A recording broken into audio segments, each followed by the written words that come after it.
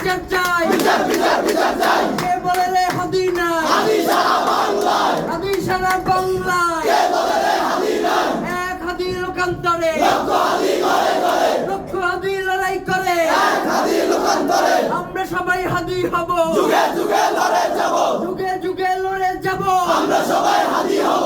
নারায়ে তাকবীর, আল্লাহু আকবার। দিল্লি না ঢাকা, মার্কিন না ঢাকা, দিল্লি না ঢাকা, ভারত না বাংলাদেশ, ইনকিলাব ইনকিলাব, মুজিবাদ মুজিবাদ, ইনকিলাব ইনকিলাব, নারায়ে তাকবীর, আল্লাহু আকবার। রাস্তায় নামছি হচ্ছে যখন আমার কাছে মনে হয়েছে যে আমার মা ধর্ষণের শিকার হচ্ছে, তার কোনো বিচার হচ্ছে না, আমার ভাইকে গুম করে দেয়া হচ্ছে, তার কোনো খোঁজ পাওয়া যাচ্ছে না, আমার বাবাকে রাতের অন্ধকারে বাসা থেকে পোশাকবিহীন ইউনিফর্মবিহীন এসে তুলে নিয়ে যাচ্ছে, এরপরে তার কোনো হদিস খুঁজে পাচ্ছি না, আমার রাষ্ট্র ক্ষমতায় আমার নিজের কোনো অধিকার নাই। সেই জন্য আমরা জুলাইয়ের রাজপথে নেমেছিলাম। সেই জুলাইয়ের রক্তের মধ্য দিয়ে আজকে যারা ক্ষমতায় গিয়েছেন, তারা যদি জুলাইয়ের এই হক আদায় না করেন, আজকের দিনে বলে গেলাম যে বাংলাদেশের রাজনীতিতে আপনারা ধ্বংস হয়ে যাবেন, বাংলাদেশের রাজনীতিতে আপনারা কোনো সময় প্রাসঙ্গিক থাকবেন না। গত প্রোগ্রামে একটা কথা বলেছিলাম, এরপর দেখলাম যে শুভ বুদ্ধির উদয় হয়েছে। গত প্রোগ্রামে বলছিলাম যে ইদানিং খুব একটা শুরু হয়েছিল যে পুলিশ হত্যার বিচার, পুলিশ হত্যার বিচার।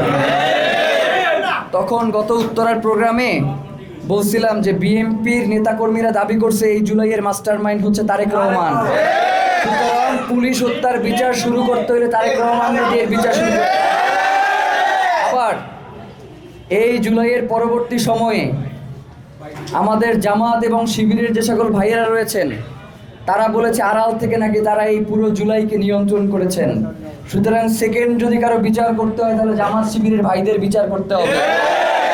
এরপরে জুলাইয়ের পরবর্তী সময়ে এনসিপি নাকি জুলাইয়ের মাস্টার মাইন্ড ছিল।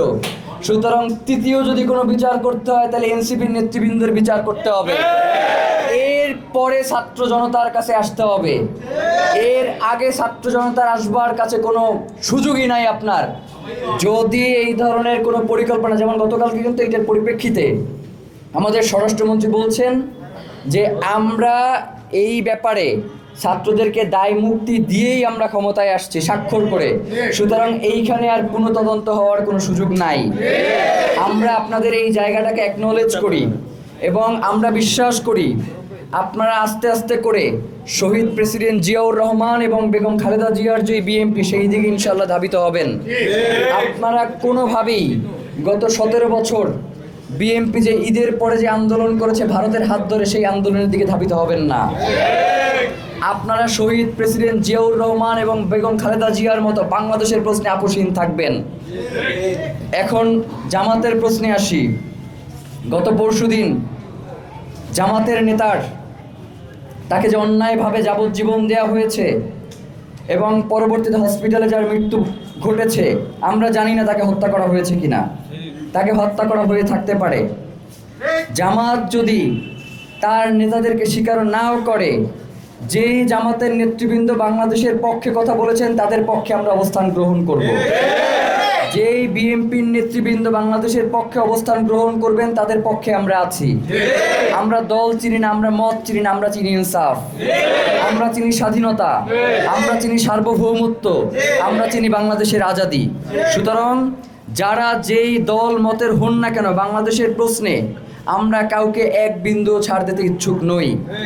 প্রিয় ভাইয়েরা, জুলাইয়ে আজকে আপনাদের এখানে এসে গণ ইফতার করতে পেরে আমাদের ভীষণ ভালো লাগছে এবং আপনাদের প্রতি ভীষণ কৃতজ্ঞতা জানাই এই জন্য যে মানে এটা সব জায়গায় যে পুরো ওই এলাকার লোকজন শহীদ ওসমান হাদি এবং ইনকিলাব মঞ্চের যেন দায়িত্ব নিয়ে নিছে। আমরা শুধু ঘোষণা দেই আর তারা পুরো প্রোগ্রাম অর্গানাইজ করে ফেলে। তো এই যে শহীদ ওসমান হাদি এবং ইনকিলাব মঞ্চের প্রতি যে আপনাদের দায় এবং দরদ, এই জায়গাটাকে আপনারা সবসময় জারি রাখবেন। আমরা ইনকিলাব মঞ্চে যারা কাজ করি এরা কিন্তু কেউ কায়ুরের সাথে ব্যক্তিগতভাবে কোনো পরিচয় নাই। আমরা শুধু এবং আমরা এখন যারা কাজ করি এখন এই বর্তমানে কারোর সাথে কারো ধরনের আত্মীয়তারও কোনো সম্পর্ক নাই, আমাদের সম্পর্ক হচ্ছে লড়াইয়ের। সুতরাং আমরা চেষ্টা করতেছি এবং ইনকিলাব মঞ্চে এখন যারা দায়িত্বে আছেন এরা শুধুমাত্র কাজ করে ইনকিলাব মঞ্চের দায়িত্বে গিয়েছেন। আপনি আগামীকাল থেকে কাজ করেন, পরবর্তী দেখা যাবে 6 মাস পরে আপনি ইনকিলাব মঞ্চ চালাইতেছেন। ইনকিলাব মঞ্চ কারো ব্যক্তি প্রপার্টি না, ইনকিলাব মঞ্চ বাংলাদেশের জনগণের। এইখানে আমি আজকে দাঁড়াই কথা বলতেছি, আগামীকালকে আপনি এইখানে দাঁড়াই কথা বলবেন, এইটাই আমরা ইনকিলাব মঞ্চের ক্ষেত্রে চাই। সুতরাং আপনারা মিরপুরে যারা আছেন অন্তত আপনাদের জায়গা থেকে যাতে অন্যায়ের বিরুদ্ধে সবসময় আওয়াজ জারি রাখা যায় এইটার চেষ্টা করবেন ভাই। আমরা যদি চুপ হয়ে যাই একবার, ওরা বাংলাদেশকে আবার একটা ফেসিবাদী কাঠামোর মধ্যে নিয়ে যাবে। সুতরাং আমাদেরকে কোনোভাবেই চুপ থাকা চলবে না, আমাদেরকে সবসময় আওয়াজ জারি রাখতে হবে এবং অন্যায়ের বিরুদ্ধে রাজপথ থাকতে হবে। ভাই জায়গা কখনো খালি থাকে না, আপনি যখন রাজপথে না থাকবেন তখন ও রাজপথ দখলে নিয়ে আপনার প্রতি অন্যায় অবিচার করবে, আপনার বাবাকে আপনার ভাইকে গুম করবে, নতুন করে আবার আয়নাঘর সৃষ্টি করবে।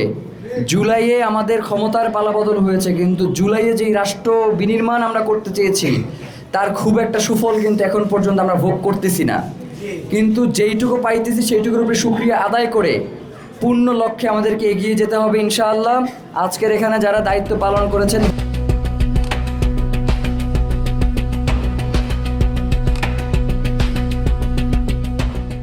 দিনাজপুর টিভি মানুষের জীবনের কথা বলে।